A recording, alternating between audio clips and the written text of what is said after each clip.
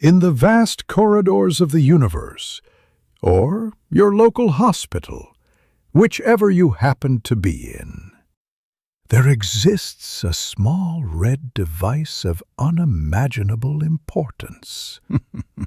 It doesn't warp space, bend time, or make tea, but it can save lives. This is the fire alarm pull station, the unsung hero of emergencies, often hidden behind a fake fern or inspirational poster.